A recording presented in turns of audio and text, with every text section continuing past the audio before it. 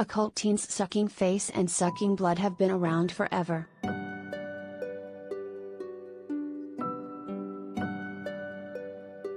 It gets easy in a post-Twilight world to trace it all back to Edward and Bella, but long before Twilight there was Buffy, Sabrina, and so much more.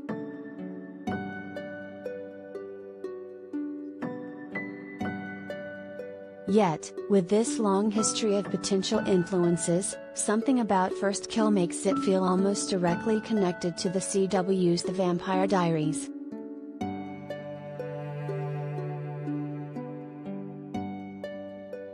As a connoisseur of the demonic supernatural teen stories, The Vampire Diaries is one of my favorites.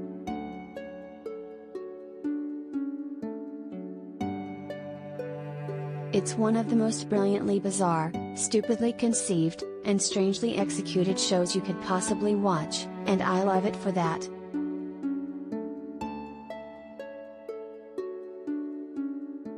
You can tell that the approach to writing any story in that show was to sit around a table throwing out ideas, all beginning with the phrase "but then." And that's what makes it so much fun.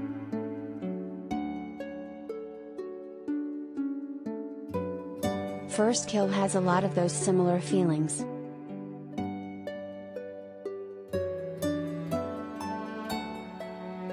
Collider video of the day. First, they're both very clearly built around their core romances and the dramas inherent in vampire/non-vampire relationships.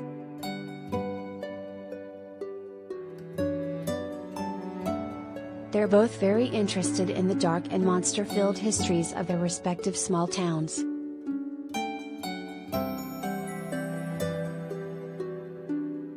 They both bring in some sort of special species of vampire to add an extra sense of drama and politics to the vampire world.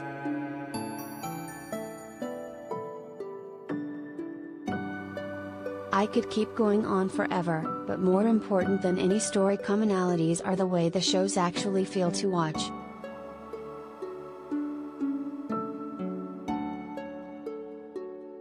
They share the same sort of mysterious addictive quality that just won't let you stop watching, no matter how ridiculous or silly they can feel at times.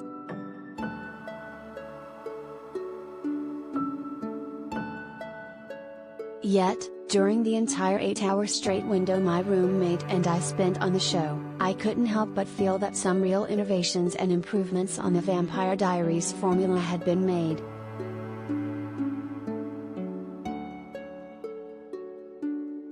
As if First Kill is not just a spiritual successor, but an intentional redesigning of sorts.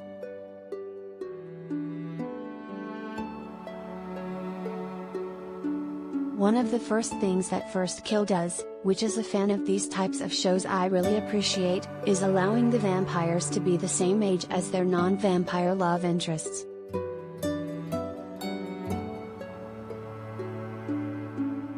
To the preteen target demographic of shows like this, it may often fly under the radar, but as an adult watching these shows, it's always so uncomfortable to process the age gap.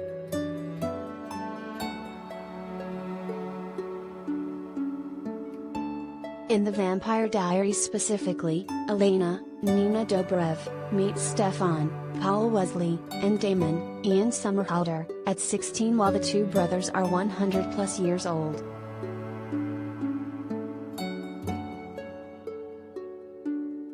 The defense often used is, well, they look the same age, which carries the disturbing connotation that age only matters in relationships because of aesthetics, and not because of potential power dynamics that call into question the legitimacy of the relationship and consent within it.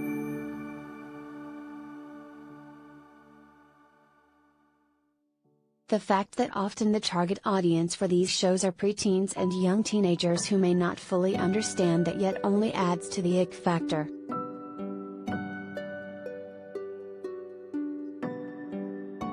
In First Kill though, we finally see a central vampire relationship between two people on equal footing.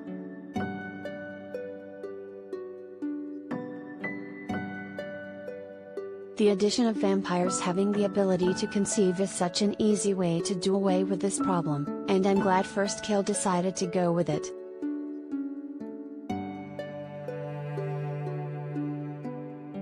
It makes the romance between Juliet, Sarah Catherine Hook, and Calliope, Imani Lewis, feel much more innocent, honest, and sweet in a way Damon and Stefan's love for Elena never did.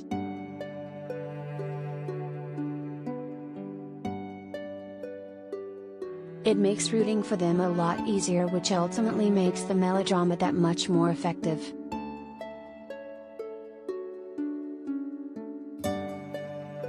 Another inclusion I greatly appreciated was the parents.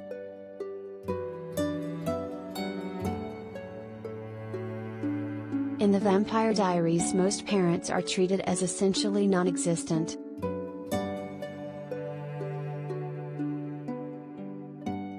Elena's are dead, Bonnie's are irrelevant, and Carolyn's mother seems more important as Damon's friend than anything else for much of the series, not to mention Damon and Stefan have no parents because, as mentioned before, they're over 100 years old.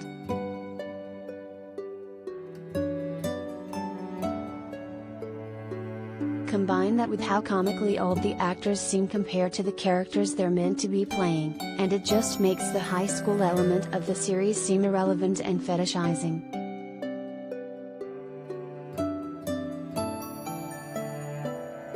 First Kill, on the other hand, includes parents that act, to some degree, as real parents.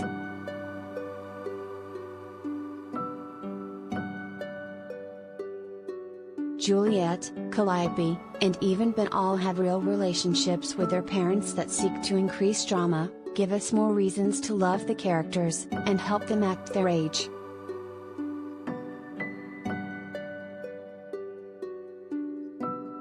I can't stress how vital that youthfulness is for a show like this to be enjoyed by anyone over the age of 17.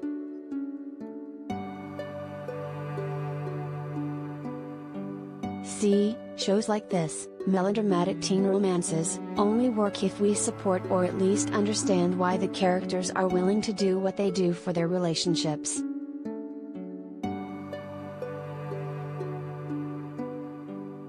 To any adult, it seems silly and stupid to act the way the characters do, and attaching to them can be difficult.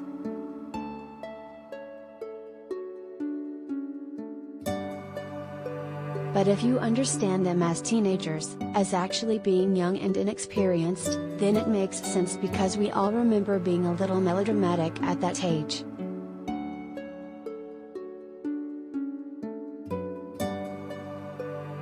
It makes rooting for the characters seem reasonable and fun, as if there's something youthful and invigorating about their crazy supernatural lives.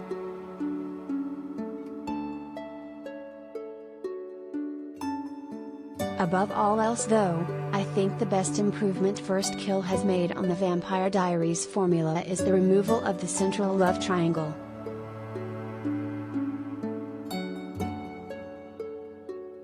By nature of being centered around the Elena-Stefan-Damon love triangle for 8 seasons, the Vampire Diaries often needed to spend copious amounts of time introducing frustratingly stupid drama between the three of them and having them constantly go back and forth to try and make them seem like equal potential partners.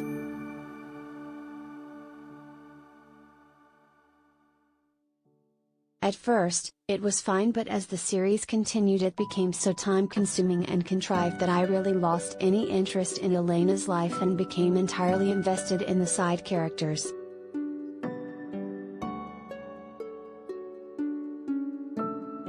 First Kill makes a very intentional choice to stick to one basic romance, a gutsy move in the teen blood-sucking genre which often relies heavily on love triangles, and the result is, again, a more sympathetic and endearing romance.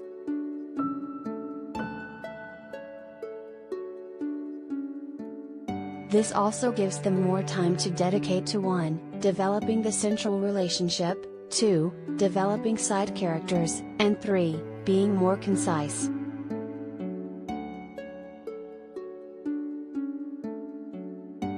The Vampire Diaries had this awful habit of noodling around the middle of the season for far too long. Every conflict just seemed dragged out way further than necessary.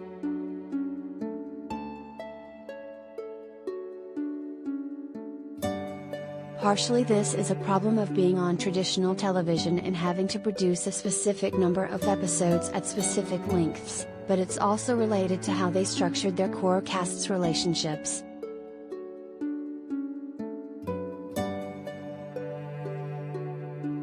Ultimately, First Kill just does a much better job of structuring itself, handling its main characters, and accomplishing what's necessary, so we can spend more time doing what we love, watching in awe of the ridiculous melodrama that is spawned from teenage vampire love.